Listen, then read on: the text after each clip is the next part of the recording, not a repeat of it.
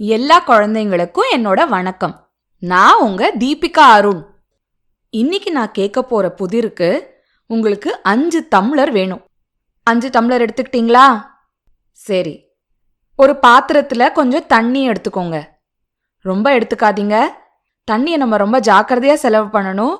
அதனால இந்த தண்ணியை நீங்க எடுத்துக்கிட்டாலும் அதை கீழே கொட்டாம, நம்ம இந்த புதிரை பண்ணி முடிச்சதுக்கு அப்புறமா அந்த தண்ணியை நீங்க திரும்பவும் வேற எதுக்காவது உபயோகிக்கிற மாதிரி எடுத்துக்கோங்க. சரியா?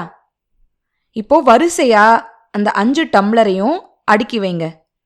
முதல் 3 டம்ளர்ல பாதி அளவு தண்ணீரை ஊத்துங்க. அதாவது 4வது 5வது டம்ளர் காலியா இருக்கணும். இப்போ ஒரே ஒரு டம்ளரை மட்டும் நகர்த்தி 1, 3, 5 எண்ணுள்ள டம்ளர்ல தண்ணி இருக்கும்படி செய்ய முடியுமா? மறுபடியும் கேட்குறேன். 5 டம்ளர் இருக்கு.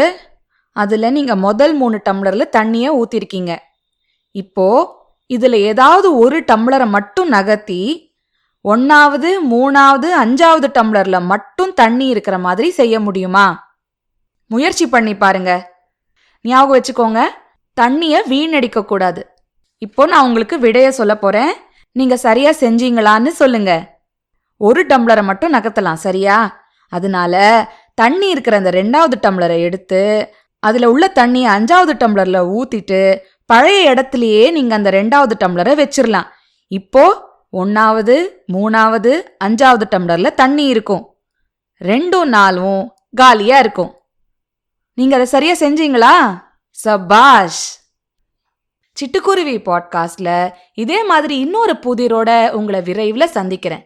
அது வரைக்கும் சிரிச்சுக்கிட்டு கிரிச்சுக்கிட்டு சந்தோஷமா இருங்க. நீங்கள் கேட்டது சிட்டுக்குருவி பாட்காஸ்ட், தீபிகா அருணுடன்.